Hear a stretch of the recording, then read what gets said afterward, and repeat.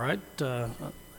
Members of the committee, I appreciate you being here. This is the first subcommittee of the Higher Education Subcommittee of Appropriations for the fiscal year 2015 supplemental budget.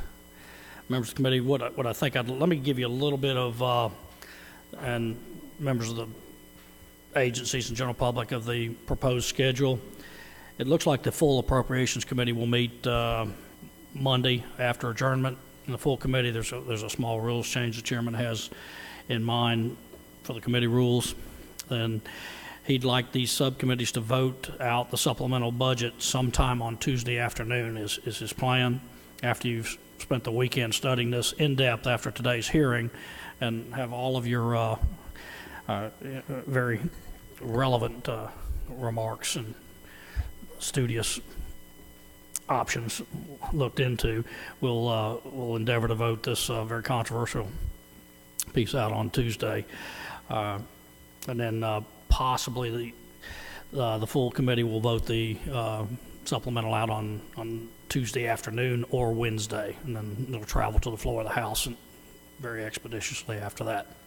What I'd like to do today is, you've had your budget books for a little bit now. As you know, this is a supplemental budget. This is the 2015 big budget.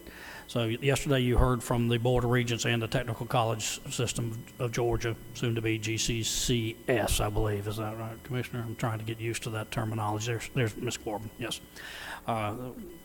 And you got the general summary of what is coming.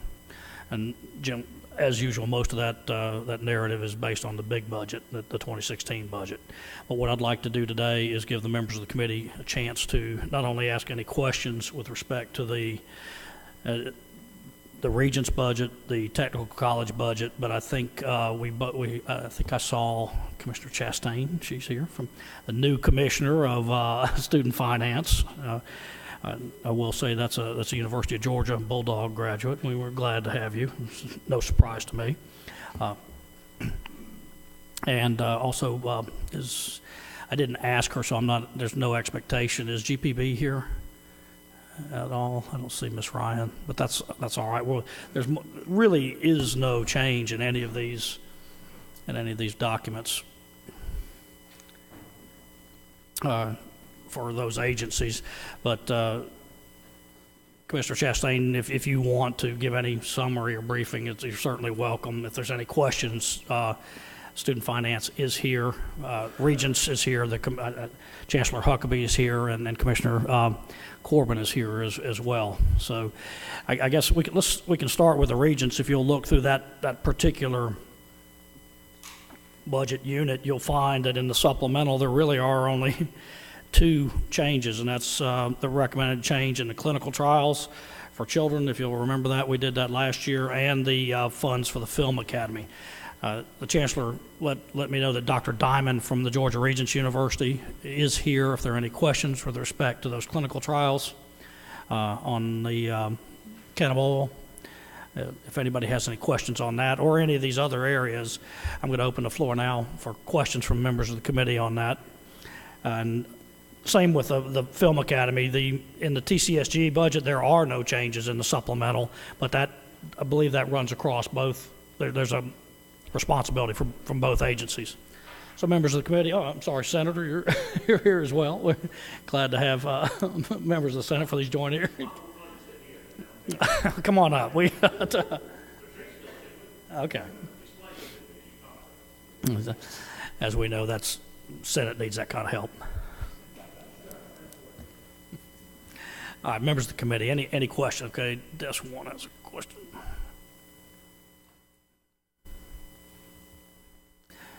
Representative Rice. Thank you, Mr. Chairman. Is this thing on? It says it is. Okay. All right. Let me try it again. All right, try that. Try now. With regard to the canosoil testing that's being done, I just wanted to know how that falls together with the bill that Representative Peake is carrying, and whether or not Mr. Peake's bill is dependent upon the results of this testing. Is there any can you characterize that for me? I'm going to let John, you got that? Okay. I'll try to answer the question. I'm not sure exactly how it comes together with the legislation, except these are the clinical trials that GRU and I believe in conjunction with Children's Healthcare are doing for children. There's a group of 50 or 60. We have Dr. Diamond from GRU here who can tell you more. The 4.8 million is actually for some trials that are already underway for fiscal 15 and into 16. If the money is appropriated, it'll be a contract that pays for the services, the study, and so forth. I'm not sure that the legislation and this go exactly together, but this is sort of an offshoot thereof. And let me call on Dr. Diamond real quick if I could. If you want to mention what's going on. Representative Rice, my understanding is it's really not connected to House Bill 1 in that sense at all. That's traveling separately. Same issue, different piece, but go ahead, Dr. Diamond. Yes, I think that's entirely correct. This is independent of Representative Peake's bill. But will the results of that bear on the efficacy of the bill? Oh, yeah. Well, the results of the study after a year of the treatment will become available a year from now, so long after decisions are made by this legislature as to whether or not Representative Peake's bill would go forward. The results may be very helpful as far as the future as to the role of cannabidiol in the treatment of children with intractable epilepsy, absolutely. But it's not to validate the premise of House Bill 1. No, I think it's independent. Your statement is correct. And correct me if I'm wrong, doctor, but the trials are going on with the notion that in the end, if it all proves out, that the FDA would accept this as an actual treatment. We wouldn't be under the whole legalization thing. It would be on the list of approved drugs.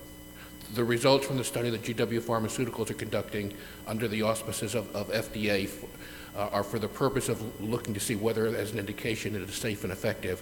And if it is found to be so, then the FDA would approve it for use for as a medication that physicians could then prescribe for their patients. Thank you, Dr. Diamond. Thank you, Representative Rice. Representative Nix. Oh, sorry. Chairman Burns. Thank you, Mr. Chairman. John, and maybe Dr. Diamond, could you speak a little bit more, excuse me, a little bit more as to how many, more about the trial has been conducted, how many folks are involved in it now, and how many more folks will be involved in it, how soon that will move forward, and maybe a little bit about, is it GW Pharmaceuticals? Is that? Yes, yes, sir. I'll call on Dr. Diamond to give you the numbers. Sure. To get to this point, we've had to work with the FDA to get approval to conduct the studies that we are initiating. We've had to go to the DEA and the Board of Pharmacy here in Georgia as well for the DEA approvals to be able to give this medication, and we've had to get Institutional Review Board approval for conduct of the study. Currently, under the program that the governor has initiated, there are 2 studies that are ongoing here in Georgia that we're involved with. One is a 2-patient study, which is a expanded access study. The other is a 50-patient study that has just been initiated. At this point, there are a total of 3 children that are involved in those studies. In total, there will be a total of 52 children that will be involved in these studies. The studies will be conducted, the plan is at 4 different sites. One is in Augusta at Georgia Regents University. One is here in Atlanta at Emory-Choa. Third is in Savannah. And the 4th is a physician in private practice just north of Atlanta who also is a pediatric neurologist and cares for children with epilepsy, who has been involved in some of these studies himself previously and will be part of our study as well. Can you give us some, Mr. Chairman? Oh, yeah. Can you give us some sort of idea on how rapidly these the trials will take place, when the number of children involved will increase up to that 50 level? Is that going to happen in the next 2 months, 12 months, or? I would expect that the increase to the 50 children would happen over the next several months, yes. It'll depend, obviously, on the rate that the children come in and that they qualify for the study. I would expect by the middle of the calendar year that we would have all of these 50 children enrolled, and probably, from my understanding of the number of children who are afflicted with this, it'll be much quicker than that. One last question. Continue. Now, what we're doing with GW Pharmaceuticals is we're basically, Georgia's helping fund the trials for this particular, so this medication can be approved. Is that No, so layman's terms? independent of the studies that the governor has asked us to conduct here, and independent of the funding that we've put forward and requested, GW Pharmaceuticals is doing their own studies at their expense, which would lead to their FDA approval, they hope. So they've done phase 1 studies. They're in the process of doing phase 2 studies, and they've had a press release saying that they will be starting phase 3 studies very shortly this calendar year. And those are studies that they are funding separately and independently from the studies that are in the budget that you have before you. There are at least 2 sites in Georgia that will be participating in those studies as well. Georgia Regents University will be one of them, and the other is the private practitioner here in Atlanta. And it's my expectation and my understanding that Emory and Choa is likely to be a 3rd site in Georgia that will be participating in the GW-sponsored studies as well. Thank you, Dr. Diamond. Thank you, Mr. Chairman. Chairman Bowles. Before you, Dr. Diamond, you're a popular man this morning. Marijuana is a fascinating subject, it seems. It's always exciting to know that Georgia is in the lead and not a follower. But since this, the reality of the cannabis oil has been a known factor in treating illnesses, have we been able to tap into other resources that maybe other states have done?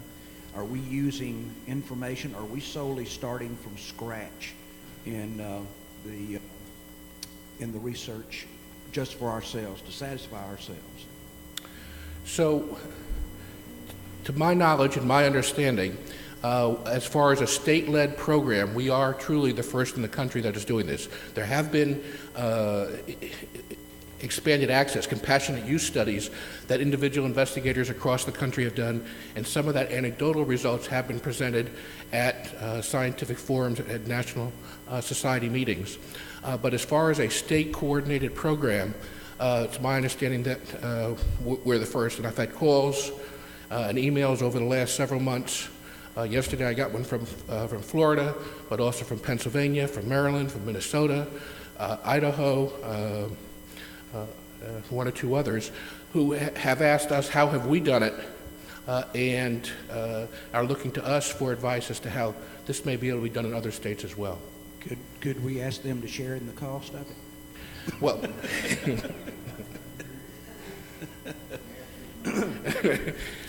Okay, let's see. It was Chairman Nix. Thank you.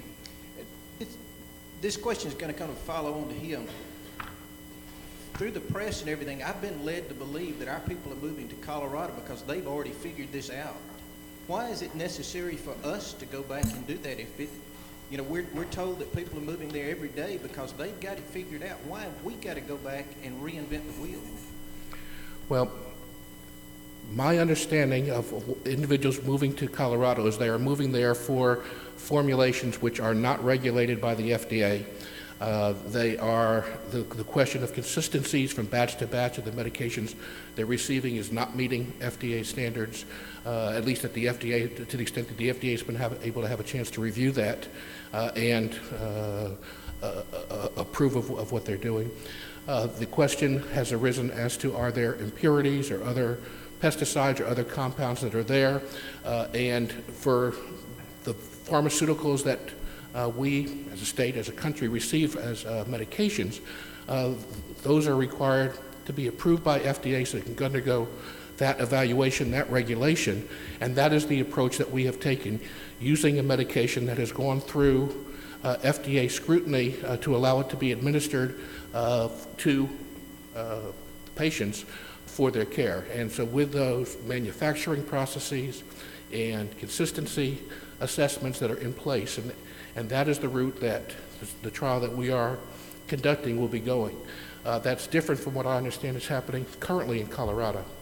Let me see if I can put this in terms that I understand, see if this helps you. People are going to Colorado because there's not the restrictions there, not so much because it has been proven. Now the belief is, yeah, it works, and they're going there because they can get access to it, whereas, we're dealing with the legislation here. But ultimately, the goal of this is to do clinical trials, investigations, various studies to prove that it is effective, with the idea that the FDA then would approve it and adopt it as an actual drug that's available, and it would be available then, if it's on the FDA list, to all patients and states, and not just which one has particular legislation. So this is a study to document and prove that and get it on an FDA list, as opposed to folks going one place or the other based on the law. Okay. So the goal is to get FDA approval or get closer to that. And then if it was on an FDA list, it would really render the rest of the law kind of moot on that point. Okay. Thank you. Okay. Chairman Rice, did you have another question? You want to stay on that subject, and then we'll move back to, okay, I'll defer to you and come back to Chairman Battles. Thank you. After the results is we've come to results, and there's an independent company that's involved in this, right? GW Pharmaceuticals is providing the medication to us. That's correct. Will there be the necessary, or will it be necessary for them to patent this as a drug, and will they be the holder of that patent? So they already have the patent that relate to the medication. I'm not sure what those patents are. It's probably related to more of a use patent because it's a natural compound. But we are not at all involved in a patenting process. The intellectual property associated with the study that we're conducting, the study that GW is doing as part of their own studies, which predated our involvement, are patents that they entirely own to themselves. Just the response to that is that seemingly those pharmaceutical companies, once they have that patent, sometimes the very people that we're trying to help suffer because they can't afford it. And that's always been a concern of mine. That's just an observation. All right. Back to Chairman Burns. One last question, Dr. Diamond, yes, if you don't mind. Of course. Maybe this is just a question as we look for a solution to this problem.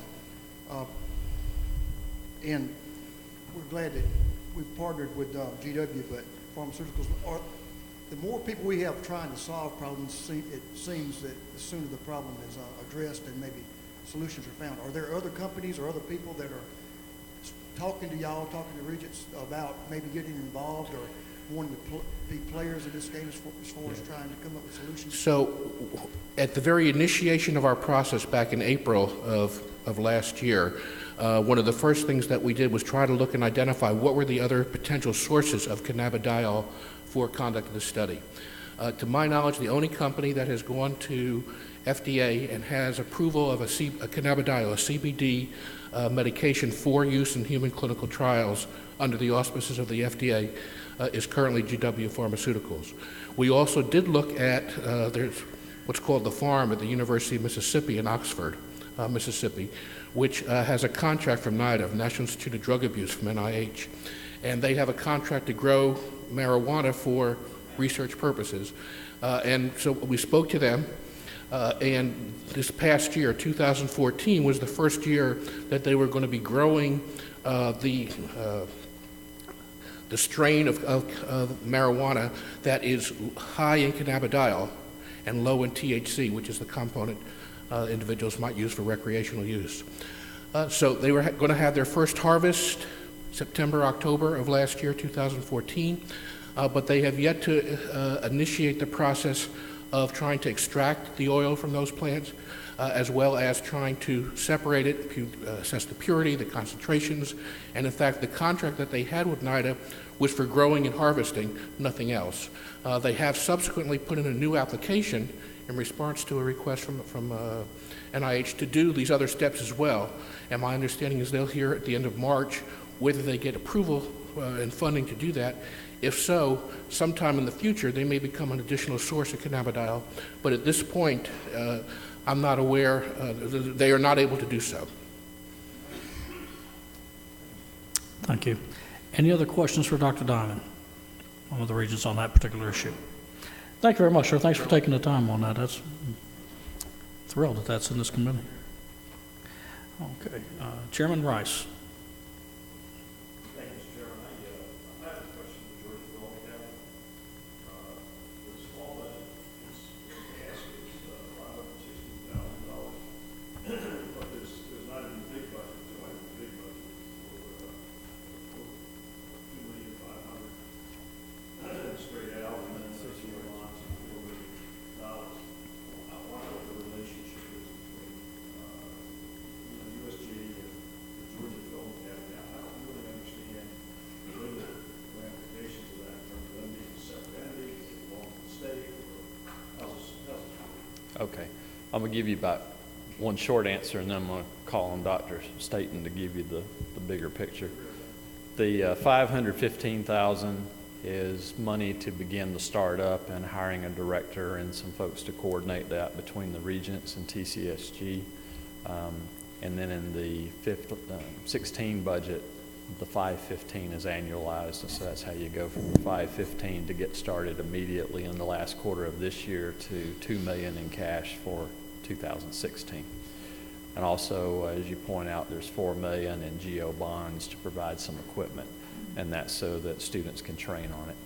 As to the actual Film Academy, the organization, and some of the details, I'll call on Dr. Staton. Former Senator Staton, former chairman of this committee, so it's Dr. Staton now, so we can change your appellation. Give me a hard time the way I used to give a hard time to others. Oh, don't worry. Good morning. It's hard to get paid less. Now you've gone to meddling. Good morning. I appreciate the question.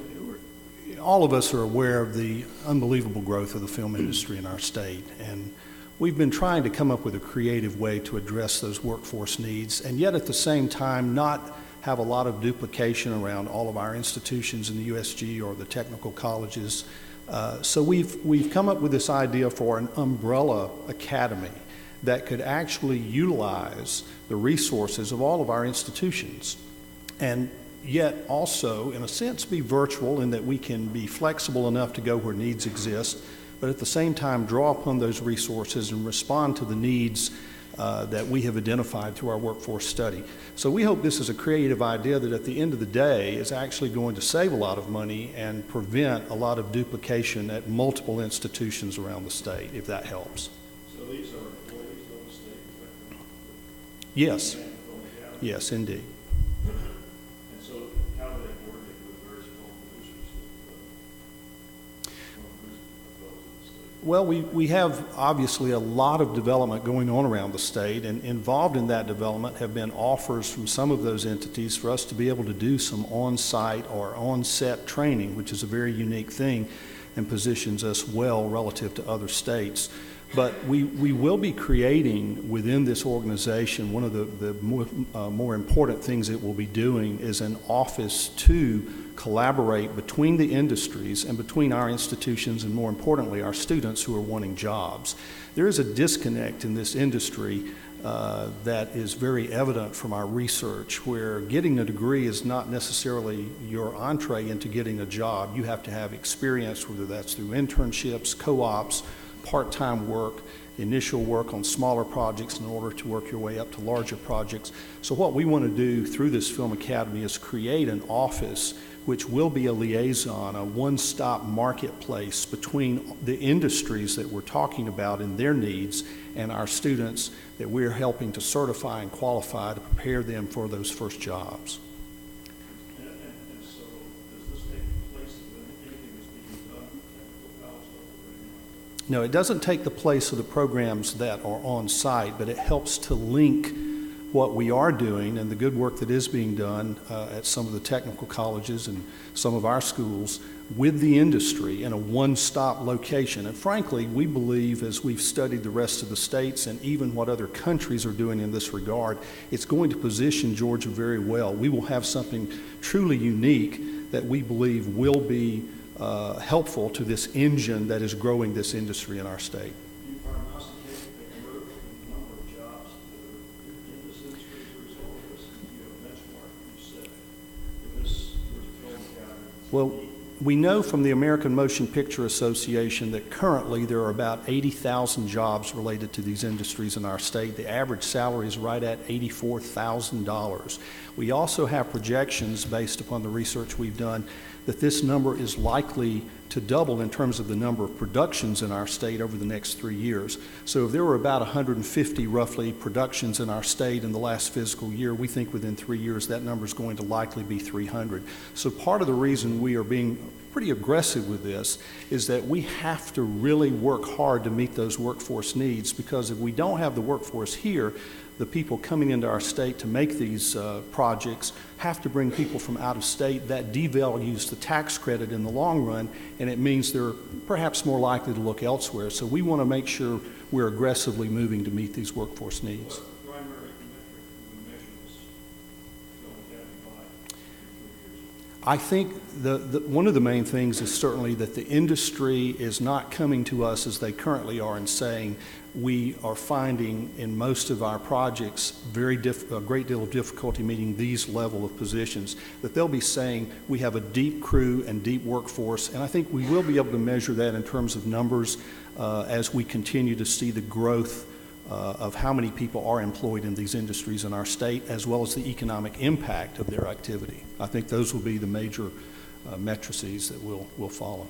All I'm suggesting to you is that this will have a set of metrics associated with it. Certainly. So this will try to get a nice thing to measure. I'd be glad to get some more metrics too. I'd like to commend the Chancellor for some of this. This goes back to your original economic development focus that he's put on this. And I know that Commissioner Corbin, back to your economic development days with the Georgia Camera Ready project, I think that was the name of it. And I assume that's part of the coordination effort with Commissioner Carr at economic development. And very many of those.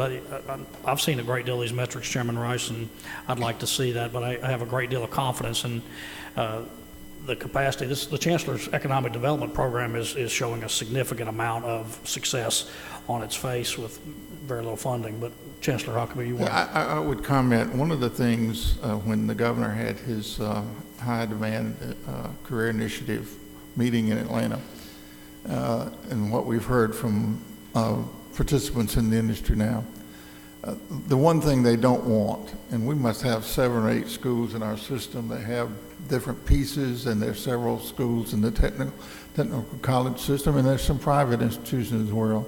One thing they don't want is every one of those schools coming to them to try to impress them about what they could do, and that's what they're experiencing right now in many ways. So this Film Academy will be a way of, they want to deal with just one entity, and that will be this Georgia Film Academy, and we think it will take off. The industry is excited about what we're trying to do here, and we're committed to make it work.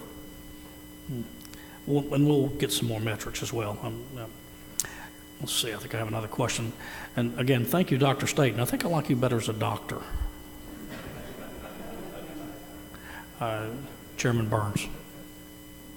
Chancellor, I think maybe you mentioned this yesterday. I could be a little bit off, but did you not talk about a part of this as being something dealing with cybersecurity? Is that a part of No, not this particular Film Academy, but what the model that we have used to come up with this approach to this film industry is a model that we're going to see if it's applicable to the cybersecurity industry, because we have a number of schools who have different pieces, do different aspects of cybersecurity.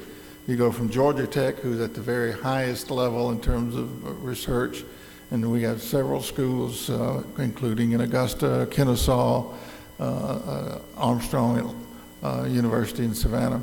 And we think it makes sense to pull these resources together so that every school doesn't come to us and ask for the same degree to be offered. So we think this will serve us well in this area.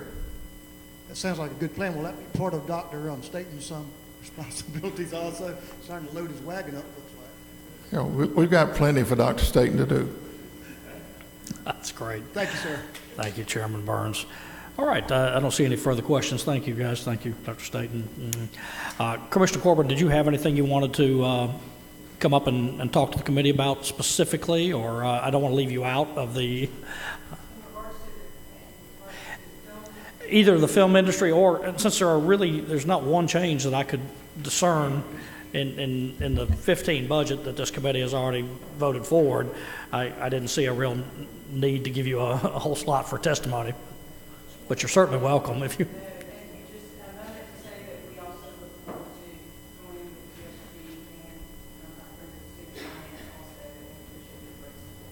Great, thank you very much. I'm glad you're here. All right, the members of the committee, if there's any specific questions for TCSG, feel free to begin to ask those as well. The other two parts of this budget unit are Georgia Student Finance and the GPB. Commissioner Chastain, I think you probably ought to have to come answer questions. I can't, that's just not. No, you're not, because there's actually a few changes. If you'll turn in your budget books to student finance, there's just a couple pieces in there on a few of those scholarships. Thank you very much. And here's your student finance. So welcome, Commissioner Chastain. Thank you very much. Thank you, Chairman Earhart and Chairman Ginn. We did, Chris Green is passing out just an overview for all of you. I think you're all familiar with the work we do at Georgia Student Finance, but just in case, we have the rundown of all our programs in those packets. Obviously, we're most well known for the HOPE programs, which are funded by the lottery. We last year celebrated having 1.5 million HOPE recipients since the program's inception, so it's been a wildly successful program. But we also have a number of state programs that we fund through the Georgia Student Finance Scholarship Program, through Georgia Student Finance, and I have all that information in the packet, as well as the state's tax-exempt college savings plan, the 529 program. So in terms of specific changes, we have a few changes in the amended budget. The main one, the biggest one that maybe I'll just go ahead and address is a significant increase to the Excel program. Excel is also known as dual enrollment, and this allows high school students to take core courses that will get them closer to both high school graduation, but also go ahead and give them college credit. It has been wildly successful. We're anticipating giving over 23,000 awards in this program this year. And it's really, yesterday we looked at our students who took Excel in FY13 and where they are now, and over 75% of those students are either HOPE or Zell Miller scholars or grant recipients at the college level right now. So these are students that are doing well, and it gives them an opportunity to get a head start on college. And so that request is just responding to the big demand in that program. But I'm happy, the other changes are just either increased enrollment or increased cost of attendance for those specific scholarship programs. I'm happy to answer any questions.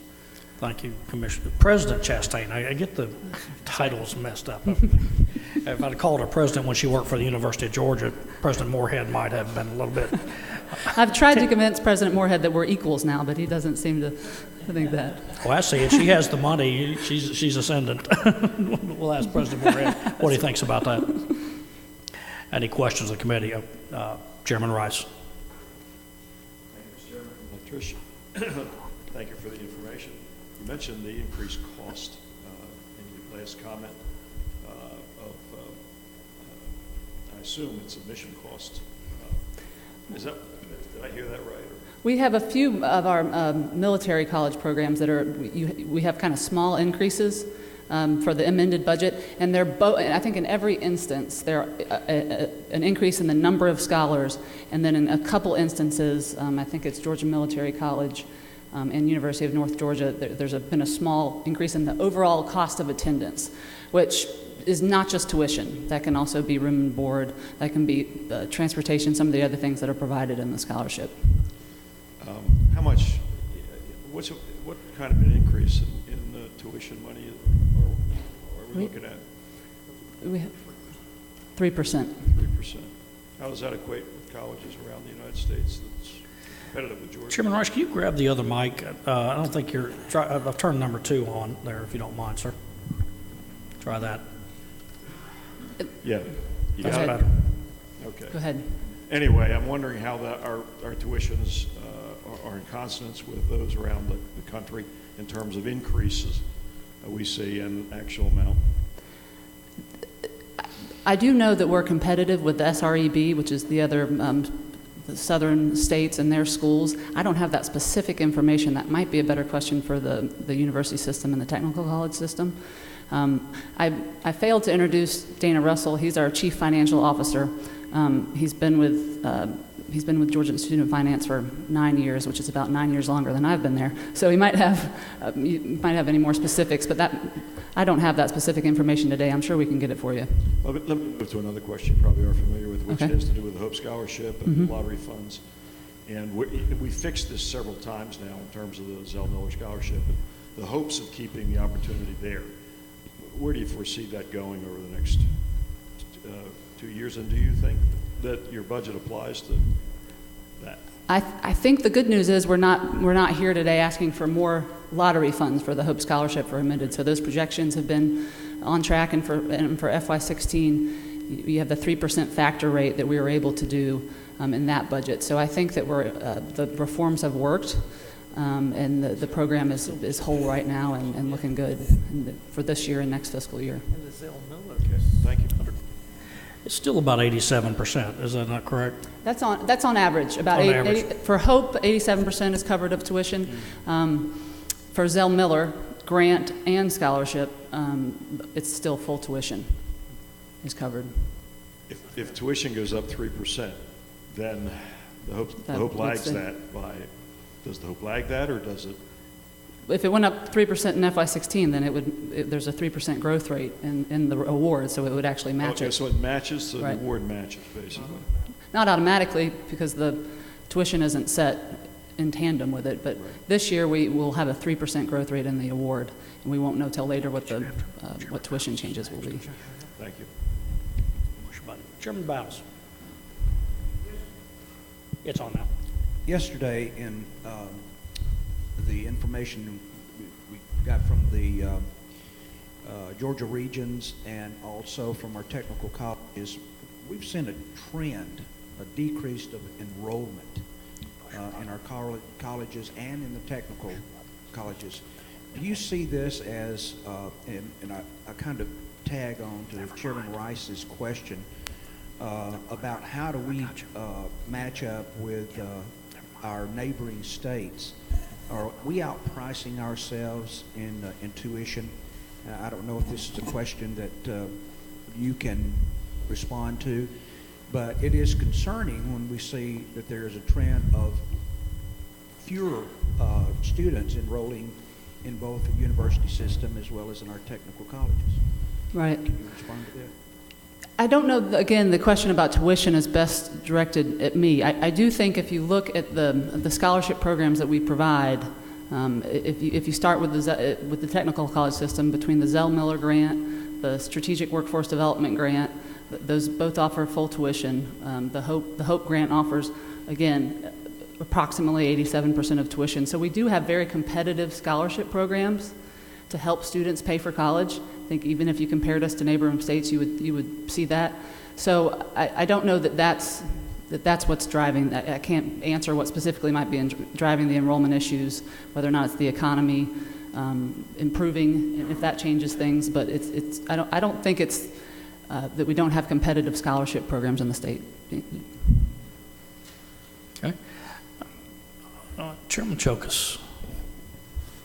Thank you, Mr. Chairman. Congratulations on your promotion. Thank you. Tricia, just a couple of questions. In the past, the Hope Scholarship Program, throughout the university system, accounted for approximately 29% of the students. Is that number still in line, or is that? So the question is, are 29% of the students in the university system and technical college systems Hope Scholars of some sort? Mm-hmm. I have Penny Strong, who oversees student aid services here with us today. Penny, do you know She oversees Hope. Okay, we can get that. Okay. I'm not sure if that's a percentage, but I can certainly get that to you, Well, Mr. in the Chairman. past, through the university system, I don't know about the technical college system, Okay. but in the university system, it was about 29%, and I just didn't know if that was consistent. Yeah, we'll have to work with those numbers, but we'll get that answer to you. Okay. And if I could ask another question, on the Zell Miller Scholarship, are there any other things offered besides the tuition assistance? Do they offer any type of allowance for books or any of the fees or anything? It's just tuition? It's just tuition. Okay, thank you.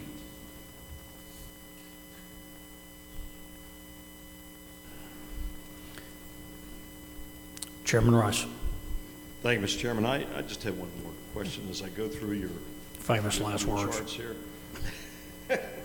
Just one more. Just one more. But wait, Just help me understand, the Excel program here, is that the dual enrollment? Yes, Is that that's what dual it is? enrollment. Okay, all right. It is not the AP advanced placement stuff? It's not AP. Okay. So that's what you're calling dual enrollment? That's what we call dual enrollment. Thank you. I don't see any further questions. Thank you very much, President Chastain. Thank you. All right, members of the committee, that concludes the budget units that we're responsible for. Several of you came in later. Let me give you an idea of some of the schedule. The full committee will meet Monday at adjournment for some committee organizational pieces. The subcommittee is slated. This subcommittee, I'd like to have us come in and vote on Tuesday. The House side of the subcommittee, I'm sorry, Senate members. These, as you know, these are joint hearings so that we can have the opportunity to ask questions together so that we don't have to do that. Your senators are not very questioning this morning, Senator Calvert. It's a little early for you guys.